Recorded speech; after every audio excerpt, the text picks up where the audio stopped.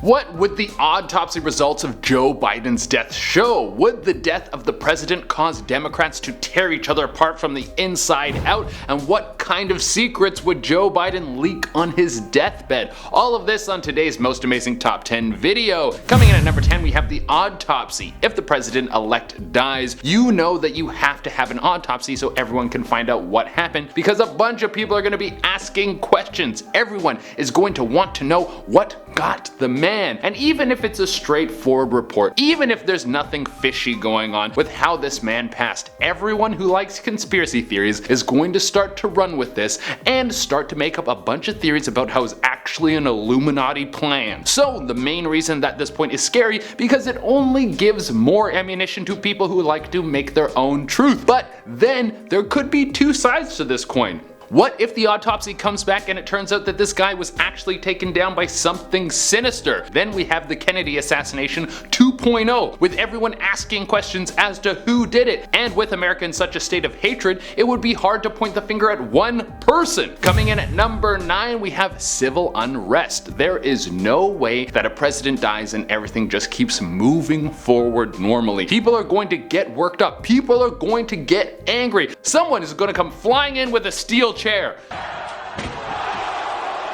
You gotta watch out for that steel chair. Gets you every time. But if we see Joe Biden sadly pass away, you can bet the Republicans will use this as some leverage to try and turn the people against the Democratic Party. They will say things like, how could you elect someone so old into office? They should have seen this coming. They trusted the country to someone who isn't healthy. How can you trust their judgment calls? Even though they put their trust behind someone who at the time was the oldest person to get into office. But if we see political leaders start to trash the Democratic Party, the media is going to have a field day with this, and then people are going to get rowdy, and it seems like Americans are constantly in a state of wanting to fight right now. And guys, remember to hit the like button because it really helps us out. Coming in at number 8, we have resistance in the House and Senate. If Joe Biden does pass away while he's in office, we know that Kamala Harris will step in as the president. What a wild shift that would be. America would go from Trump to the first black woman ever in office. Even though this would be a historic moment for America, it would still leave a lot of people in a place where they would think, hey, I didn't vote for Kamala Harris. Kamala Harris would have to fight against the House and the Senate to push things forward, not only because she's a black woman, but because she wasn't the person who was originally elected president. This could lead to a halt on any policies that were in motion. The Republicans could use this as an excuse to keep things stagnant for a while, and with the Supreme Court packed with right-leaning judges, this could mean that everything would be put on hold while they wait to get a Republican president into office. Coming in number 7, we have trouble with the next campaign. It's no secret that switching officials between electoral runs is a hard thing to pull off if you're the one in office. You want to keep the same person in office for that second run. So if Joe Biden doesn't make it to the point where he could run again, then it could be harder for Kamala Harris to get elected. Even though Joe Biden wasn't every Democrat's first choice, he's still the person that got elected. And having Kamala Harris step in might not be what Democrats want. This could push some people away from voting for her, and it could be in some key swing states like Pennsylvania, Michigan, and Wisconsin, which might swing back the other way to the Republicans, and those states were deciders in the last election. Coming in at number 6, we have infighting. This already kind of started. After Joe Biden was elected, famous congresswoman and certified baddie Alexandria Ocasio-Cortez has already stated that the Democrats need to stop infighting, as it looks like they might be headed to a situation where they have a thinner majority in the House than they did before. When things start to get squirrely, it's easy for people to start pointing fingers. So if there is a major shift in the presidential seat, this might cause Democrats to split on who they support or how they see the country should be run. Going into the next election, they might want a new representative to back the Democratic Party instead of the current Vice President-elect Kamala Harris. This could force the Democrats into such a horrible situation that they lose the next election and aren't able to keep a stable foot in the Senate or House. Or everything could go off without a hitch, and having the first black female president will be the greatest thing that ever happened to the United States. That's also an option. Coming in at number 5, we have it depends on what gets him. This is a big one, because if the president-elect Joe Biden passes away from, say, a heart attack, well, then it'll just seem like it was the natural course of life. Eventually, everyone gets old, and we will go to whatever comes after this. We wake up from the simulation like that episode of Rick and Morty. Here, check this out.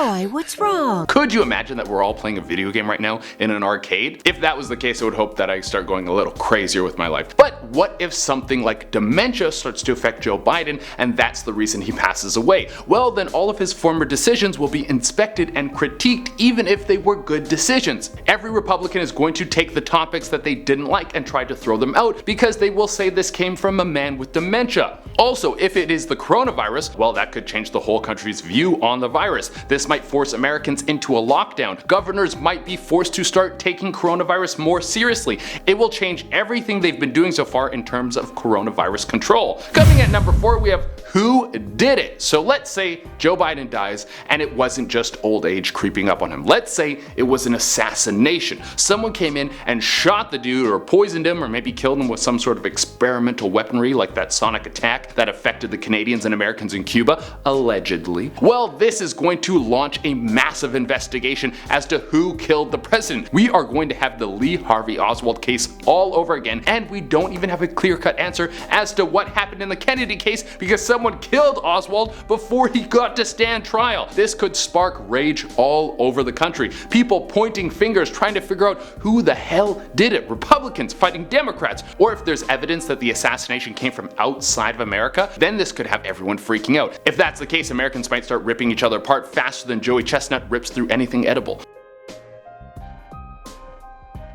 Coming at number 3, we have war. So let's say Joe Biden is taken out by a foreign assassin. Someone sneaks into America under the guise of a tourist and kills the leader of the USA. For one, that would be one of the wildest things that could ever happen in the United States, but it would also lead to massive turmoil. People would go crazy, and if the FBI and CIA were able to dig out who did this, it would mean war. A 100% chance of war. There is no way this wouldn't spark a massive conflict between countries, but it would also depend on where it came from. Like if the person snuck in from, say, Chile, I don't think that everyone would think this was someone sent from their secret service to take out the president. But if the assassin came from Russia, well, this would turn into full-scale war. We're talking about World War III. We're talking about America, China, Russia, the European Union, and whoever else wants to jump in to take on the whole world. World War III, baby. Let's get into it. Coming in at number 2, we have an information leak. Okay, let's say Joe Biden is going to pass away. He knows he's sick, he has some sort of illness, and his last moments are right in front of him. Well, what do people usually do in those last moments? Well, they reflect on their life. If they were a good person, what did they do that was worthwhile? What would they have changed? Maybe in these final moments, we see Joe Biden, the President of the United States, leak information that is only privy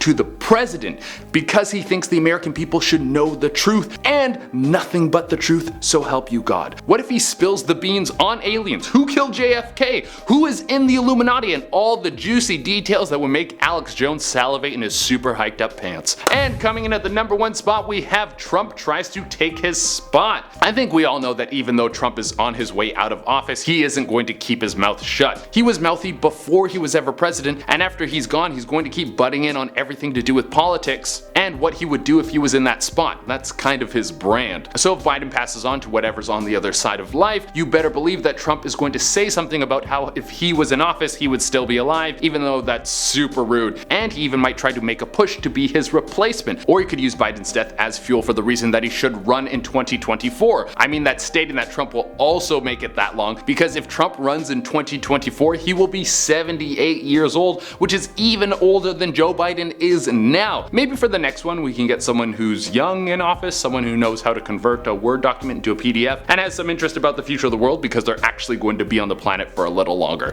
Now, time to answer some questions from my Instagram. Electric Star 336 wrote in and asked, if your tongue grew an ear that could hear super good, what would you do with it? I think I would either have my tongue removed or it would be my new superpower. Again, Electric Star 336 wrote in and asked, what's your favorite type of food? Say Chinese or Mexican or anything like that. I would definitely go with barbecue, just like massive hunks of meat with like salad, and you could do it all sorts of different ways. Biscuits, cornbread, love that kind of stuff. And once again, Electric Star 3336 wrote in, this guy is killing it. He said, girl, why you so thick? And you know what? That's just how I am. I'm just built that way. Anyways, guys, thank you so much for tuning in. As always, I would love it if you could like, comment, subscribe, and hit the little notification bell.